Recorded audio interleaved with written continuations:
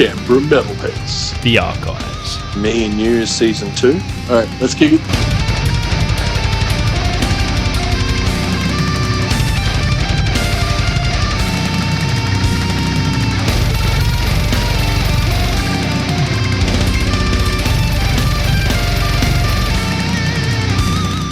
Hello and welcome to Canberra Metalheads. You got Marky Malphas and JDecay. And we're joined here in the studio with the guys from Point 17. So from left to right, we've got... James, play the drums. Cool. Adam, bass. Brendan, lead guitar. Perfect. And also in the studio, we got Benji Bourne from Wretch. Hey, how you doing? And we'll be able to have a bit more of a chat about some Wretch stuff later on, but it's cool that you guys are all in here and promoting the upcoming gig for the Death vs. Grindcore at the basement Death coming versus up. Grind at the basement. And that one there is on the 16th of August. We'll announce more details about the dates later, but, you know, just off the bat, that's when it's happening. And we listened to a track at the start of the show, which was Black Heart by Point 17. That one there's off the upcoming album to be launched. Is that one... has that one already been launched? Sorry. No launches. Cool. Yep. So we got that track off the album. How's things been for the band and things kicking off, man? I know there's some history with in the Canberra metal scene from each member individually, but now it's all together into one project. So it's cool to hear. It is. That's right. Yeah. It's going really well. This first gig, we haven't done one since 2015, I think, for various reasons. And it's just going to take off from here, we hope. The album's out now. It's on Spotify, different formats. It's all digital. It's out there, ready for everyone to listen to. So, perfect. Well, that's good to hear. I know that sometimes we get different launch ideas for albums. I know Clarity Chaos that just put out an album earlier this year. They had like a whole plethora of online platforms. So and then we also have like Hellfire Records, who is purely physical distribution. So we've had many different types on the show before. How do you find, like, obviously being the first Point 17 album with being launched, how do you find the difference between maybe, you know, digital and physical releases? I think digital's good for speed. We pretty much did this album on our own, so we want to get vinyl pressed eventually. Cool. But this one was just the easiest way to get it out there quick for nothing, so everyone can hear us, because, you know, this has been 16 years in the making. You know, we've all got big families and changing singers and so what, but no, it's just great. Get it out there, man, and a lot of European people like it, which is cool. Cool. Yeah. Yeah, good feedback so far for 3 odd months it's been out, something like that. That's right. That's one advantage as well about the online. You can see sort of where the listeners are coming from. There's plenty of, you know, stats on who's downloading it and who's listening, which is cool. I know for the show, sometimes when we do giveaways, you know, like, for example, we did a giveaway in a previous show, it's only a few weeks ago, and the winner was from France. So we just randomly get reach out nice. there. So I messaged the winner. I'm like, hey man, you know, congratulations, you won. And I had to translate like some of the responses, and then eventually we're like, oh cool, like, oh, you're from France, man, so what do you think? He's like, yeah man, just from the shares. You know how it's like most people are 4 degrees of separation. Well, within like 1 or 2 degrees we're reaching overseas, which is, you know, yeah, that's right, helps. We still got people that want physical copies, though. That's one thing I've noticed. Usually old buggers. Yeah. I do. What's Spotify? Yeah. Where's the vinyl? Yeah, that's right. We're getting onto it. Rest assured. I totally agree with that as well, too. Like, the physical isn't just CD. You've got vinyl. I know Kid Presentable did a release on cassette as well, which is cool. Canberra hardcore band. So you get the vinyl coming out. I know in the last... few weeks I did the Hobbs Angel of Death episode, which had recordings from vinyl, so I actually digitalized the vinyl recording so you can get that lo-fi sound, but it's got the crackles and stuff. And man, I can tell you for a fact, when I just looking at it from a digital perspective, I had both types. I had the digital and the vinyl, both sitting there in the sound editing program, and you can just see how much smoother the transitions are when you come to your vinyl. Yeah, right. Because it's essentially not crushed to the hell. Yeah. It's lo-fi, so like the impedance goes up and down, man. Yeah, right. Yeah, it just made it, and I mean, obviously Hobbs being like a old school death metal Australian scene, you kind of like that feel. That's right. Yeah, exactly. Sort of keep it raw and how it's done. Yeah. Yep. So speaking of previous Australian metal scene bands like Hobbs, is there any sort of bands that you guys sort of draw influence from or anything like that you can point out? Yeah, for me, be a Bremlin. Yeah, for Damaged. Back in those days were the best times of my life, mate, Yep. Mouth for the Brain, just wish it was all back. Yeah. And now that's Bremlin is back, which is sick, so... Yeah. That's good, man. You see rise of a few that's good. bands that, like, I know it was probably within the last 5 years, Psychrist did a reunion show. They did. We all went to that. That was great. Yep. Yeah, so we've played them on the show before. Actually, Lucy from Armored Angel sent us that album from the archives. So it's good to know people have still got it. They're still holding on to it. Yeah, I remember getting all those albums back in the day as soon as they came out. Yeah. Yeah, even writing to Yuri and the guys, like handwritten letters. Yep. Yeah. And trading tapes and whatever else. That's how it was done. Yeah. Yeah, as man. everyone recalls. Yeah. That's how it is. And it's like, for example, we had who was it? In a previous episode, Joel from Witch Girl was saying, like, I remember, like, apparently we played a gig with certain bands. He's referencing a gig poster that he had. But the thing was, the gig didn't end up happening. He just seen the poster and thought that gig happened. So it's a mad night. So we worked it out on the episode. I think it was one of the at the end of last year, we did a few retro episodes where we did like 80s, 90s and 2000s. And Joel was part of that, and we that's where it came up. Yeah. So it's in that episode. But yeah, it was funny, man, because at the end of the day, like, I keep certain gig posters. Like, for example, I've got one from speaking of Yuri, I have a Tortured, Autopsy, The Mung, and like a death metal night, and that was before Autopsy was the headliner. I've still got posters from those gigs, and I've got. Do you guys remember the days of having bands from Sydney, like there was a Tensions Arise that used to play here fairly often, and just like gigs from when I first started being in the scene, working at the bar and things like that. You look back at it all and you're like, whoa, like I remember that gig, or I remember that band. We've got our old flyers, Yep. which we've kept in our first gig back in 2005, I think it was. Yep. And we didn't have a logo back then, and Brad, our singers, just put .17 with dots that look like stars. Gunshots, it looks tacky shit, but still Pretty keep it. That's good, man. That's You got to keep it. You look back and you go, yeah. Yeah, that's it. So that's like some of the history of the scene. But as far as the history of the band goes, I know that we alluded to you guys having previous bands in the past. What is there any like history that you guys want to chat about? Previous bands that you guys have been in before this?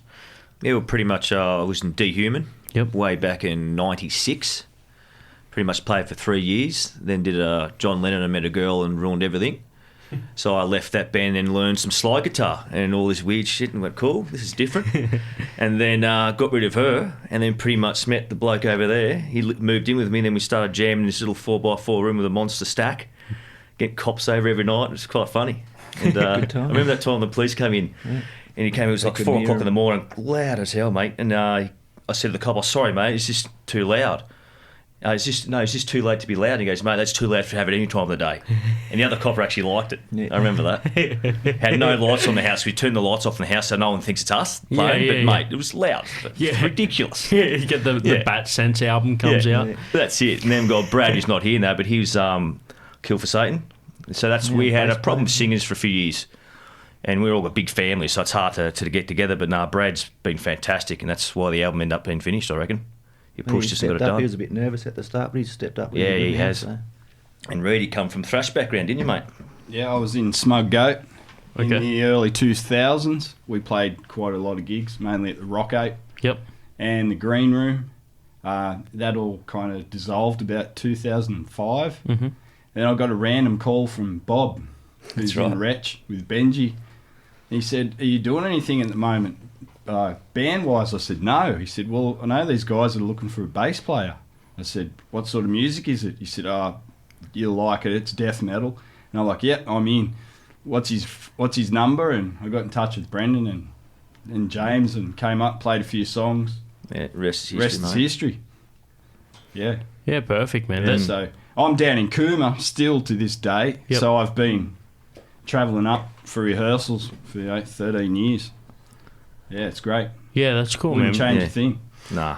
Good to hear, dude. So you obviously still, although you're coming from Cooma, you still got that solid Canberra history. You know, of course. playing and Yeah. everything. Yeah. It all makes sense. I know that we have a lot of bands on the show, like in previous episodes, and we talked about certain members will be in different towns. Yeah, and that's right. It makes it easier now to be able to communicate with members away. I mean, I know we're talking to Todd from Psychroptic and him being in the States and everyone else being in Tassie. They do rehearsals over Skype sometimes if they don't have or they have meetings over Skype, or send clips and things like that. So geographical differences don't matter as much. Nah. No, not with today's technology. No. But I mean, Cooma's like a good trip up anyway, so Oh, it's yeah. close enough. Yeah, it's only an hour Yeah, to our rehearsal space. So. Closer than Belconnen. Yeah, pretty much. yeah, that's it. Yeah, and there's no traffic lights, so. That's the way. Yeah. And what about yourself, man? What's Yeah, no, I sort of didn't have any bands before until I met Brendan. Sort of always into the heavy metal, and I did music in college, thinking I'd learn the drums, and it was guitar, which I failed miserably at.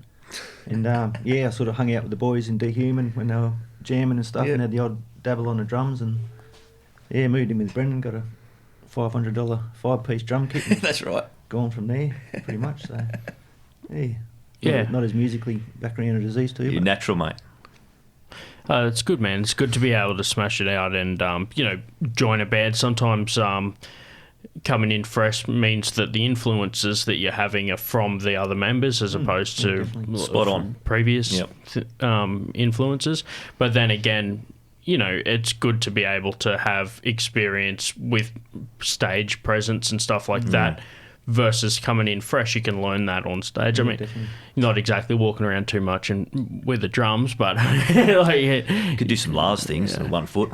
yeah. Man, I've seen some. So I spoke about this band previously. We had Tom from Wolfpack, and he actually sings and drums for that band. So Yeah, right. like he's the singer as well as drummer. It's not often that you have that. So some bands are fronted by different members. I know, sometimes you, like you're saying with playing bass, I've seen sometimes the bass player will be towards the back and then all of a sudden comes through, or the singer steps to one side. They do like a 3 where you have 2 guitarists and the bass player all standing together doing like a solo or harmonising. It's cool to see. It is. Obviously, the theme of the night is the death versus grind. Is there any sort of history with that kind of dynamic before? I know it's like kind of a Sydney and Canberra mashup. You guys are representing the Canberra side of things, but have you ever played with any like grind or other death bands before that you want to call out? Bands that you've played on the bills with? Yeah, well, Wretch for a start. Thanks to these blokes, thank we them actually got our first gigs quite a with them. bit, So, yeah, it's a good mix. Oh, too many to remember, really. We've played with a lot of good ones and not so good ones, I guess, but most of them being pretty bloody good. Yeah, I remember back in the day at the Green Room played with Kill for Satan. Yeah, We played with few of Frankenbach. Yep. There's Vrag, numerous oh, bands, yeah. Yeah, I remember many to the remember. Frankenbach. I think it was Metal Fiesta. I seen those guys play for the first time. I think I spent my last $40 on a hoodie. That's your way in the night. What will be? Man, this is Yeah. like it's We played a show at the Marram. I remember it was a free gig. That was with Tortured. Insidious Torture. And Insidious Yeah. Torture, which was Matty Yeah, good. Skitz's band. Yeah. They came up from Melbourne, played the show and went back again. So good on those guys for doing that back then. Yeah, cool. Yeah. Yeah, that's good, man. Well, that's a good overview on the on the guys from Point 17. We're mixing it up and getting Benji back onto the front of the mic there. So we got Benji from Wretch. How's it going, man? Good, mate. How are you? Yeah, good, man. And we've got a whole death versus grind type feel about it, and it's good. Like you wouldn't be able to have a grind show in Canberra without having Wretch on it, man. So Wouldn't be able to have a grind show in Canberra at all if we weren't on there. There aren't too many grind bands around here anymore. But no, thanks a lot for having us. It's that whole death versus grind thing was just a sort of had a couple of. I wanted to do a show with Point 17. Wanted to do a show with the Plague from Sydney. And as Flesh Decays from Vic, they're coming down as well, and Blood Bomb from Newcastle. So we kind of looked at it and thought, well, it's like half death metal and half grind, so that'll be an interesting little twist. And looking at the death metal bands on the bill, I reckon grind's going to have a pretty bloody hard time trying to compete with them. But no, it should be a lot of fun. like you said before, it's not exactly like an actual rivalry. It's like you guys are all playing together, I guess. Like, it's like people aren't going to go out and be like, I'm here to watch grindcore. Not many people do that. You're not going to get the whole experience. It's nearly like if your favourite two bands are versing each other, you get to watch them both play. It's like, every band on the bill's going to be sick, man, and we'll get into some more bands on the bill later in the show. But what sort of sparked the idea? I know you said you wanted to play with Point 17, but I don't think I've seen a bill like this before. To be honest, I kind of was getting a little bit tired with the gig scene in Canberra for the last couple of years. So like Reedy and the boys were talking about before, there were so many awesome death metal bands and grind bands that used to come through playing places like the Rock Ape and the Basement and the Green Room. So it just used to be that every weekend, without a doubt, a Friday night or a Saturday night, you go to one of these places and you'd run into bands that you'd never heard of, death metal, thrash, grind, whatever. And it kind of slowed down over the last few years because it just seems like, for whatever reason, a number of other shows that have popped up that have become really popular, like covers nights, for example. They make a lot of money for venues. A lot of people go there, they like them, and that's fine. But it takes away from the heavy scene in many ways. Like, for example, you try to book a date with a number of venues now, and half of the dates are already booked by covers nights, for example. And the other half that aren't already booked by covers nights are booked by international bands, or, a band from Melbourne who are playing 30 dates around Australia. And that kind of kills the local scene a little bit. And it's not a problem. I mean, getting big international bands and touring Australia bands is awesome to get them through Canberra, don't get me wrong. And, I can't say that we don't get onto those either. So Wretch play a lot of those international touring shows, and we're really thankful that we get to get on the bill. But it's not the same as it used to be, where you could just go to the venue and, you hear 3 new bands that were awesome you'd never heard of before. And it's kind of... It makes bands not want to do shows, when they go to a show, and because there's a cover night the night before, a cover night after, everybody spunks all their money on those shows, and then they don't come to yours. So, you have a poor turnout, you have less bands wanting to do local gigs, and the whole supporting and headliner business, it just really irks me, No local band is better than another local band. And just because a band is from Sydney or a band is from Melbourne doesn't mean they're better than the local bands that we have in Canberra. We've got some awesome local metal bands. We've had some unreal, world stage bands come out of Canberra. And I thought it would be nice to do a show and try to get that started again. So see people stepping up and taking that spot, because I think that's what's been the problem, is that a lot of promoters you know, then people come and go, and now you're stepping in and taking that. And cheers to you, dude, for taking that step. And you boys do it as well with Inhuman Remnants. So you know, it's hard to as a band try to separate yourself from getting to play with the bigger bands. Like, you know, when Cattle Decapitation comes through and you get offered to play with them, of course you're going to take that up, but then you're not going to play for a month before or a month after because you're mutually obligated not to. That's right, and you're practicing for this show. And no, it's so there are bands that still do it in Canberra. It's just the extreme metal side doesn't happen as often as it used to. So yeah, no, I dig it, man. I like how you mentioned before there's no bands are better than each other. It's all like an even playing field, and I feel that vibe from this gig is like it's just all it's all one big show, and that's what I like about this. And you did mention before, like, you know, there is international bands that'll pull local supports in, which is cool. There's been a few bands that we've had on the show that are like, oh, you know, we got a whole bunch more following because people that wouldn't have seen us came to watch the international, and then, you know, we got some good feedback from that. But at the same time, not often you don't get as good of a showcase as if, you know, a band covers another band. People are going to see that cover band, not the band that all those members are also in. That's right. I know, for example, I think in the first show that I had you on for Wretch, we're talking about when you have members that can't play because they've got to practice for a cover show. People don't go, oh, what other band are you in? Because I want to follow your original band because I seen you did a good job in the cover band. That's not as common as getting a support for an international band and them covering you. I think there's two sides. Yeah, there's two sides to that. So, like, for example, half the guys from Wretch are in Live Evil. You know, so they do metal covers. And they'll actually attract people to a Wretch show, and I'm sure they're very disappointed when they come to a Wretch show.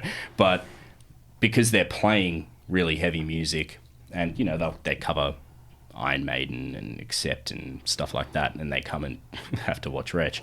But they still do draw some people from that.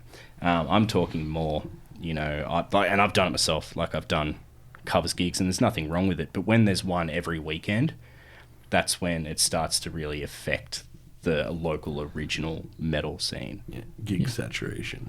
Saturation, that's right. And, I mean, it's like any band. Wretch don't play a gig every couple of weeks. I mean, people don't want to see Wretch every couple of weeks. So you spread it out a little bit and have some variety and get more bands to play. And I'm stoked that Point 17 are coming on to play this show. We played with them when we launched Tirades in 2016, I think, or 15, at the Transit Bar, and that show was unreal.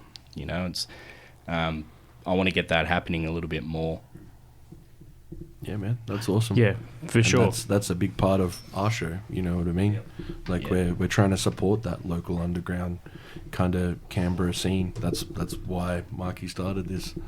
You know, and the topic is focused on just Canberra metal and promoting those local kind of things and doing the tour swaps and those kind of things. That's exactly what we're about. Sweet. Yeah, man. Like I said before, Live Evil, we've had them on the show before. They're promoting metal, which is good, because people see Live Evil. They're not there to see Dio. They're not there to see any other bands that they're covering. They're there to watch a Live Evil show, and they've done Hellenic club gigs and stuff like that, so that's chilled. It's more so just the change in how things are going. That's really good to see, and initiated by gigs like this. Yeah, sweet. Yeah, we hope to see heaps more people coming out to shows and supporting this kind of thing, because that's exactly what we're here for, man. That's right, and the more people that come out and support, not even support, I hate that word, the more people that come to a gig and watch local bands, buy a shirt, buy a CD, you know, come and just watch the band play. That means the world to bands that practice their ass off for 13 years. You know, it takes a lot of money, a lot of time away from your family. So to have people actually come and appreciate that, that's awesome. Or to have a group of people come and watch Wretch and stare at us confused, that's just as awesome, you know? I mean, there's anyone that doesn't already know this, to clear it up on the show, man, Wretch has a lot of talent. You guys have got some, like I said, there's dudes in Wretch that play world-class songs in covers. Like, they that pick up stuff that's written by other people as well as write their own originals. Like, as much as it's fun to be like, oh, like, Wretch is a, like, don't worry about Wretch, Wretch is a talented band. Benji's just being, like, humble because he's on the show, but let me tell you, like, there's stuff there as a bass guitarist, as being with the guitarist, some fucking talent in that band, man. So cheers, man. Yeah, the boys have been around for a long time. So, like Point 17 guys were saying, they've been in a lot of bands over the years. Like Naif, I mean, he was in Psychrist and Infinitum. Bob was in Smug Goat with Reedy. Yeah. It was. There's a lot of years going through those guys. So thanks a lot. I absolutely agree that the guys in the band are really talented, and they've just got to deal with me making ugly noises over the top of their good music. Yeah, I forgot to mention the vocals are good too. Because like you said before, I mentioned, so call back to the previous time we had you on the show, man. Like death metal vocals to the outside of people and grind vocals are, oh man, it's like, it's screaming and yelling. There's pitches and like hard to hit notes. It's really taxing. You mentioned that like it's good when you've got a sample because you can have a drink of water because of how crazy some of the vocals are. Yeah. Yeah. No, it doesn't help when the songs go for just over a minute and most of it's screaming. That's difficult to do. Man, like we were talking about the talent in the band. I mean, Duncan, the drummer, did the drop in for Chainsaw when they came through, like to do session work for them. Like that's the sort of level that you got there. So yeah, like you said, it's taxing on everybody. And so, like I think was it a Festival 15? It was cool because we got like a whole album out. Yeah. I think we played the most songs for a Festival 15 show of any band. We just played all of our blurters. It was good. Sick. Moving on into a bit more info about the upcoming gig. So as we mentioned before, it's on the 16th of August at the Basement, kicking off at 7:30.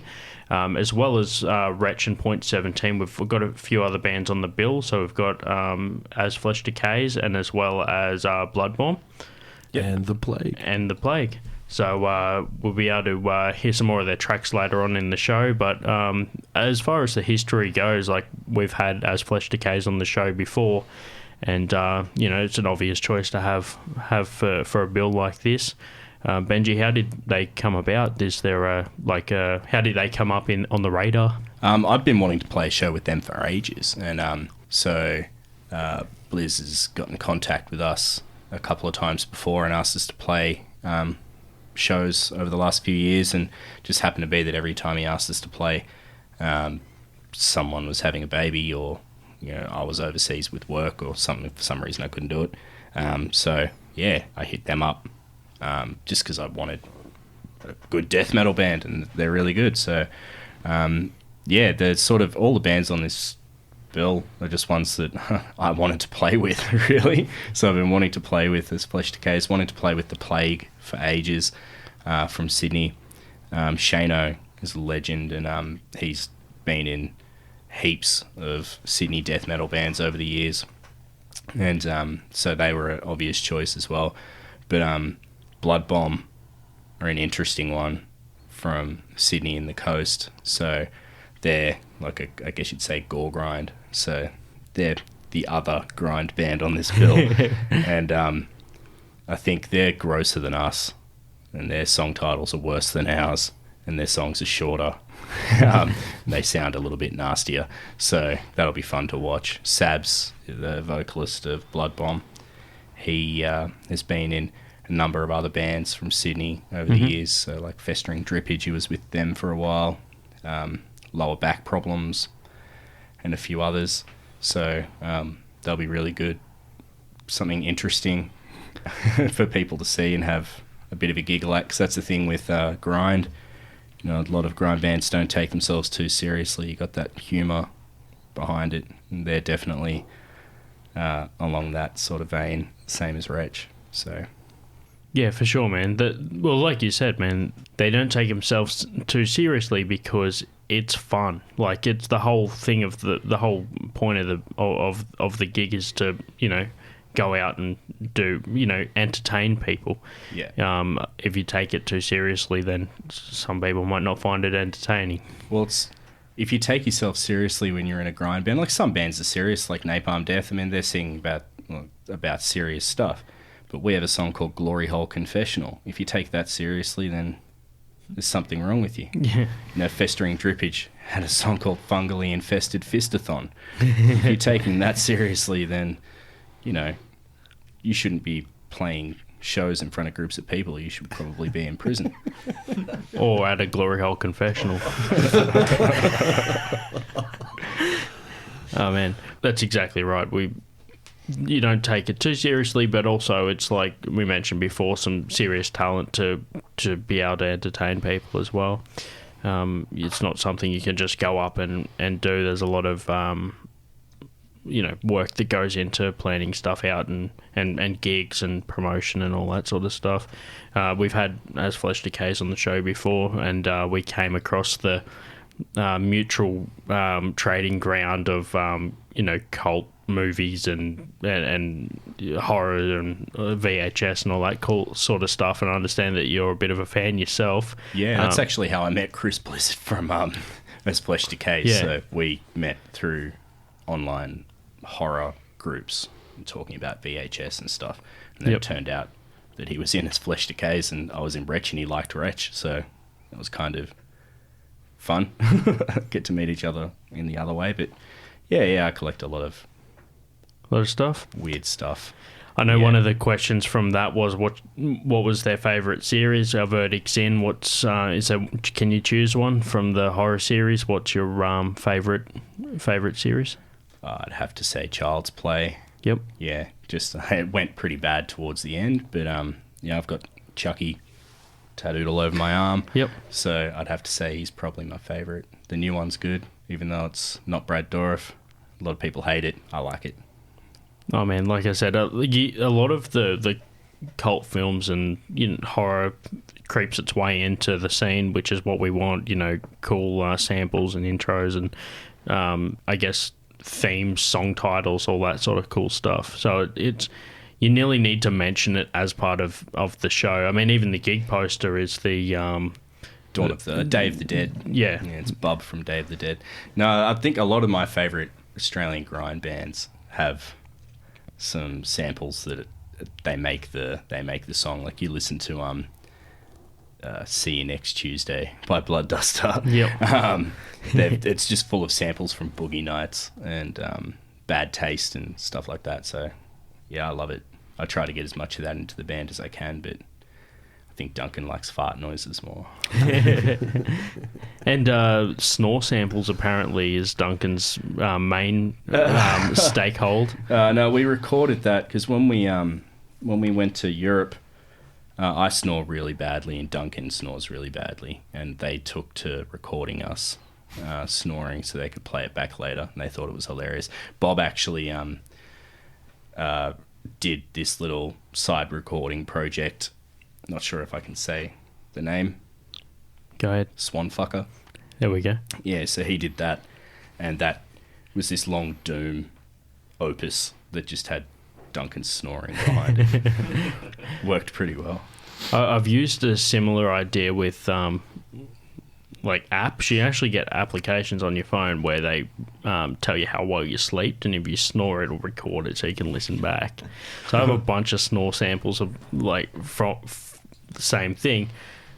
The title for those samples is a Doom band sounding name, Eternal Slumber. I think it works quite well. Hey, speaking of Doom songs as well, we spoke earlier about long intros and longer stuff. I know that Joel, the previous singer from Wretch, actually was in the Doom band Futility before that. Was Oh no, so not Futility Tranquil had Deception. That's right. Futility. Yeah. So Futility had Duncan and Nath from That's Wretch in there right. for a while. Yep. And Futility is still going with a bunch of new guys. So Grant, as you know, Grant, you work with him. He's in there, and Dan, the drummer. So they're doing really well. I think they're getting ready to record, or they just started recording. Yeah, did a big feature on their drums at that church where they recorded at. Yeah. Which apparently sounds huge. So that'll be awesome. So those guys are great. Yeah, that's cool. And mentioned before, the Joel, the previous singer, I confused with Tranquil Deception, which is we've had Aaron from Old, who used to be the drummer in Tranquil. Yeah. So it's cool how the scene kind of supports itself, and you don't lose a musician. You just the band might become something else where you can still see that musician perform, but just as something else. It's incestuous. Man, it's a fungally infested fistathon.